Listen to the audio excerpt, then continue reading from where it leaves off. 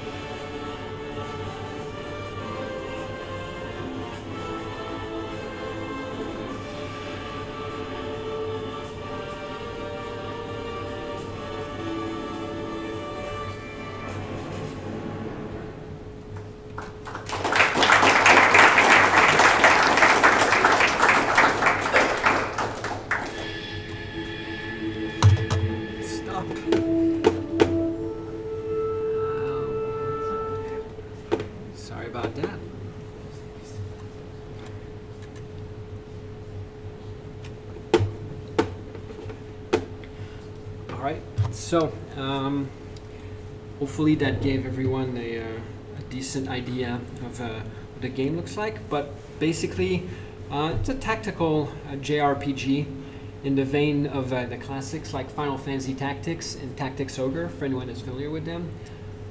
So the game is it's very inspired by those classics and bringing similar aesthetics, I believe. So the game is entirely 2D with all hand-drawn pixel art, etc. graphics. And it boasts a complex class system, which is quite reminiscent of Final Fantasy Tactics, but with many updates, changes, and hopefully improvements. So I'm going to cover a little bit the art of the game. So as mentioned, everything is drawn in 2D. So the maps, so those are an example of the maps. They're all hand painted. Now, every one of these maps, it doesn't necessarily show here, but they're something like 5,000 pixels by 5,000, meaning that they're very large. And within a combat, you only see a small portion of that. So these were all hand drawn by our artists, and then using some tools, we create basically a game map out of it and put some sprites, objects, terrain, things, etc.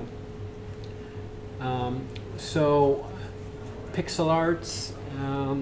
So all the characters that we have and the spell effects and basically anything that isn't an actual map, instead of being hand-drawn, they're, well, it's a terminology thing, but they're basically pixel art, so drawn in Photoshop. All these are, it's all like lots and lots of frames creating these sprite animations. None of it is 3D, none of it is animated or modeled or all of that stuff. So currently, to give an example of the scope, our game has 70,000 different sprite animations, so different frames for each sprites. If we total all of them, there's 70,000, so 70,000. That's a staggering amount. It scares me sometimes. That's a lot of time and effort, definitely. But you know, the results, I hope, speak for themselves, and I think it looks pretty good.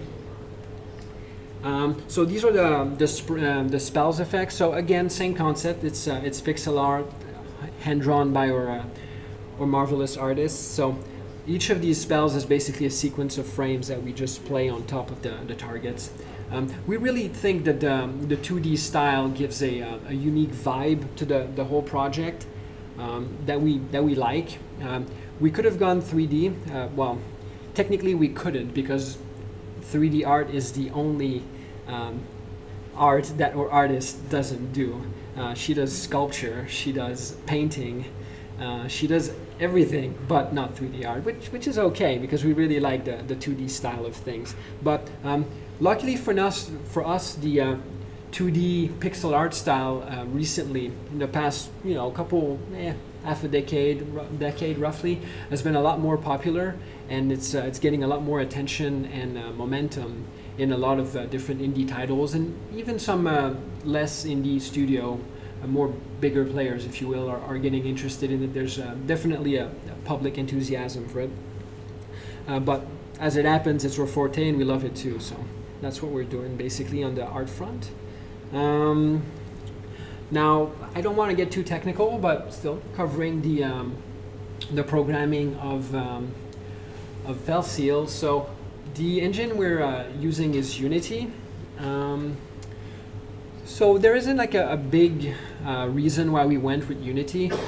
Primarily, we wanted to use an engine instead of writing our own. In the past, for other projects, I've written plenty of my own engines, and it's fun, it's great. I love doing it, but it takes years, and it's just not efficient. So that's why we wanted to use an engine specifically. Why Unity instead of another one?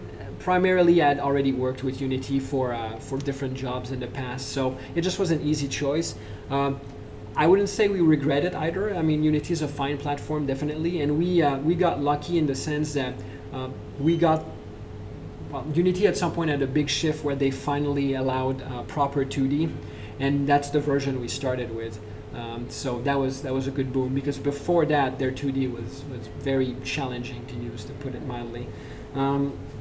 So as far as tools are concerned, every Every setup needs some amount of tools, but again, in previous projects, I've spent tremendous amounts of time creating tools. So we have a fairly light setup for tools. We basically have an editor for the maps, which I had a nice picture before, but I think like I said, I brought the wrong slides. But basically, it's a very simple editor that the hand-drawn map that I shown earlier, we just overlay on top of those like a 2D grid that creates the topography of the maps, and with that you basically have like a 3D map in terms of gameplay, even though the maps are all 2D. And then we have some extra tools to just image processing stuff, but it's a fairly light setup overall.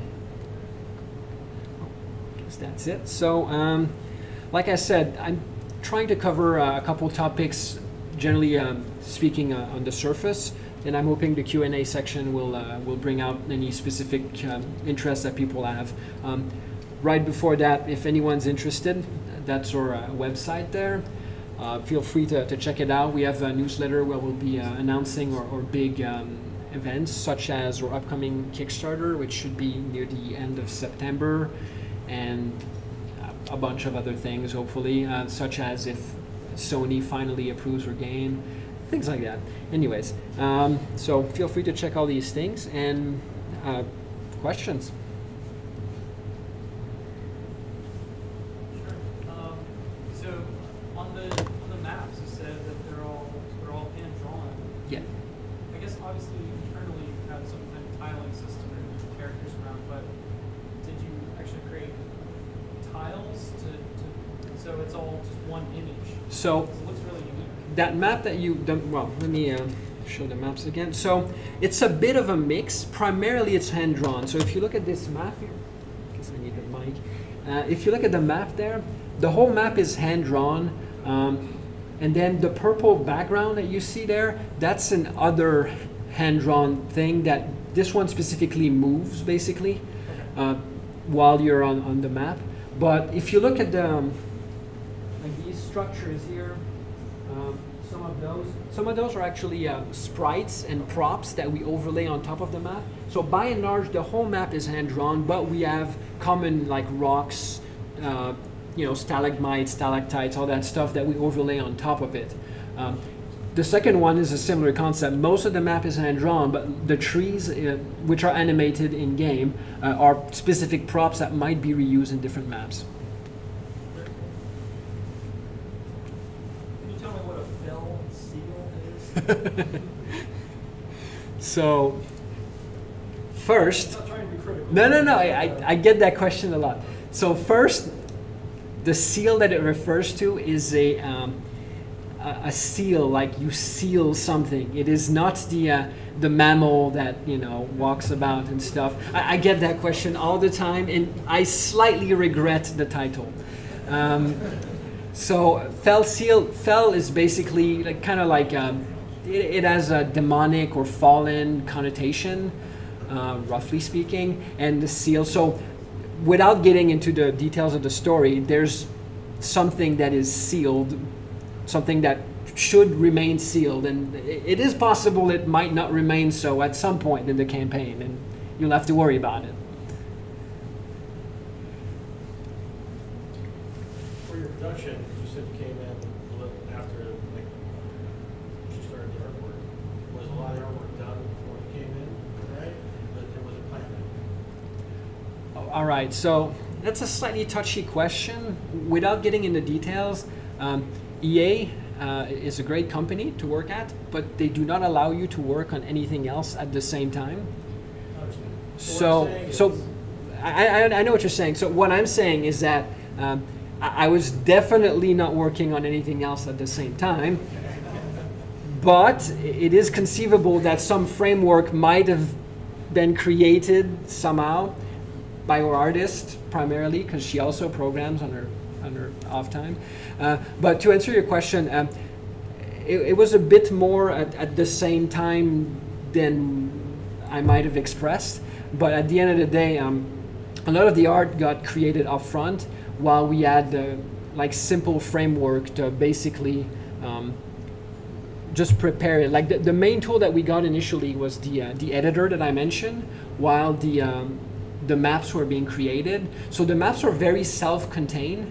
So where artists can draw the whole thing and then start working on the props and all that stuff. And however she chose to handle it, I made the tools work for it at the end of the day, even if they were created somewhat, slightly later in the timeline. But every one of these maps takes 2 weeks to create or something. So we have a pile of them. I think we're aiming for at least 40. So that's a lot of maps basically. So there was plenty of time where things could work that way.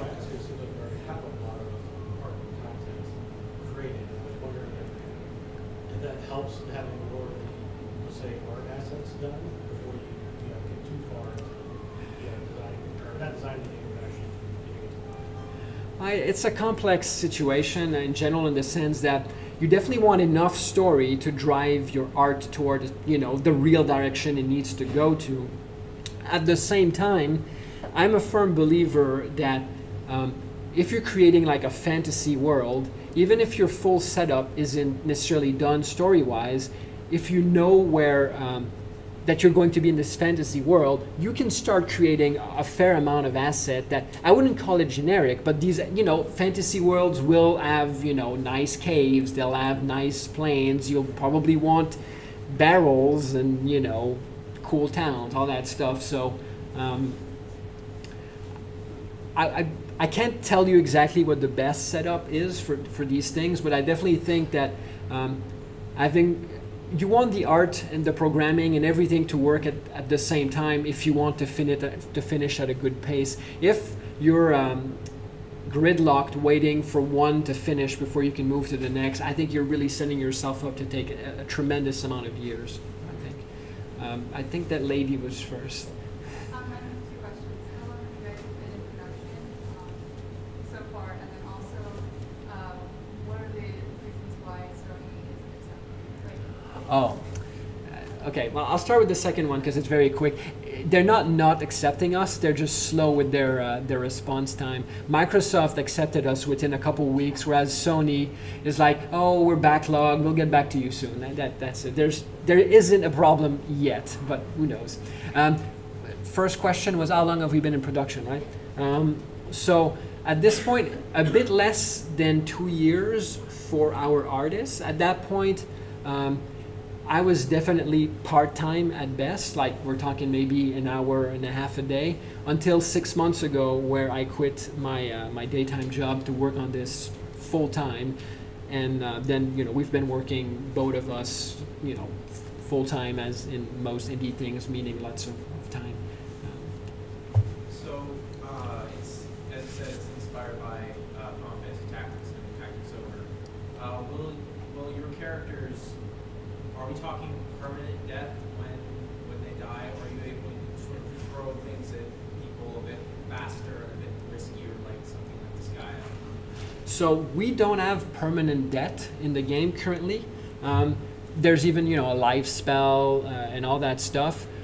The way it works right now is we're trying to get people to create more troops than a basic, like you can bring 6 troops in battle. So we're trying to encourage them to bring more, to create more troops that they care about than a basic 6. So one of the ways we're enforcing that is that deaths are not permanent, but when a character dies, they're injured, kind of like say the latest XCOMs. So your character is injured and then must rest by not participating in combat for a set amount of time. So if you're really stranded, you can still bring them in combat, but they have diminished stats for that battle. And if they died again, then they would have stacking diminishing stats, and at some point it's pretty crippling. But you can always swap them out and bring someone else. So we're trying to do a lot of things with that, but primarily, as you said, is not make it as punishing when someone dies,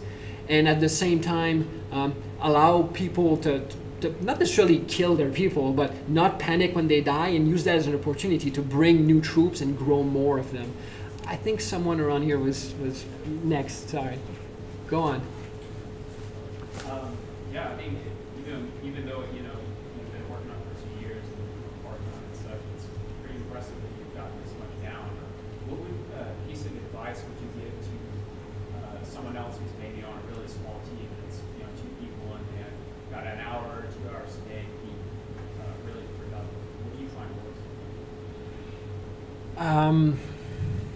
So the advice is to be productive, basically? No, No, I mean, you're asking advice on the productivity part? Yes, like what would your advice be to Because be productive with? I will give you advice on that, but my real advice, and I guess you need a project before you can worry about that, but from our standpoint, what's been the most challenging is not necessarily producing quality content, but making sure that said content actually has a chance of somehow being popular at the end of the line. I think that's where the real difficulty is. I think anyone with grits, guts, and passion can create a project, but most of these people, with grits and passion, they're not into marketing and PR and that stuff. And I think, to me, that is where the real difficulty lies. As for your exact question, for me, what worked very well is I set up a very precise routine when I was working part-time, like full-time job plus part-time on a project. So I would get up every morning at 7, just 7 sharp, get up, go on the computer, spend an hour and a half on the project every morning, and then prepare for work and go there. Before I had this routine, it was more like, I'll put in some time when I have time. And what I found was that depending on work and how well things were going with my, my day job, if everything was great at my day job and I was full of energy and positive, I would put a bunch of time. But then, crunch time comes around, or I don't like what I'm working on, then energy is lacking, and I would suddenly, kind of find excuses not to work on the project. So that routine that I'm describing, like every single morning, 7 sharp, go on the computer, just put an hour and a half, really got us moving forward at a decent pace until, like I said, I just quit the daytime job, and then progress was a lot faster. But there's drawbacks such as not having salaries. Yes. My question is, if you have, you said you want to focus on more people than the core 6. So I'm guessing the Vicarious learning, was that like so that people who are not participating also level up? Wow, you sure notice things. And then the second question is, by having so many different classes, was it difficult to try to find a balance so that the game can have that difficulty that you want, rather than like having certain classes that are like very powerful or some that are so weak where like no one will ever use this? All right, let's start with one question before I forget the second one. So first question was the vicarious learning, right? Wow, you really paid attention. I don't think I mentioned that at all. It was just like a little term that flashed in the video. So it is as you surmise. Basically, at the end of the encounter, it's a bit complicated, but basically everyone in your entire army, even those not in the current battle, will get some amount of, not experience points, so there's experience points, and then there's, I guess in Final Fantasy Tactics terms, job points, if people are probably more familiar with that. So one of them levels your character level, that's the experience point, and the other one levels your, gives you points that you can use to purchase abilities in your specific class. So the way it works is that at the end of a battle, you get a bunch of ability points, so the job points that you can then use to purchase new abilities in the class. And everyone in your entire army, even those not participating, will get 20%. It's a bit more complicated than that, but roughly speaking, you have 20% of the ability points that were obtained during the battle. So they still keep growing even though you're not using them. They don't grow as fast, but they won't just stagnate there. So if you rotate your people a little bit, I think everyone can potentially be in a decent spot fairly easily. So for the next question, so to be 100% honest, we haven't yet done massive testing, so we're hoping the balance is decent, but we'll probably have surprises. So we'll need to do some some solid QA, beta testing, and people chiming in. We're definitely planning an early access, in part basically to use all these people's feedback as a way of balancing and testing these things to make sure it's well done. But between the two of us, my partner and I have played way more tactical game hours than is reasonable for a human being to play. So we at least know the subject matter fairly well. Did that answer your question? Yes, I think that's it for now. I know it's. Give it up for this game, this beautiful, beautiful game. And you know, the first set of plates.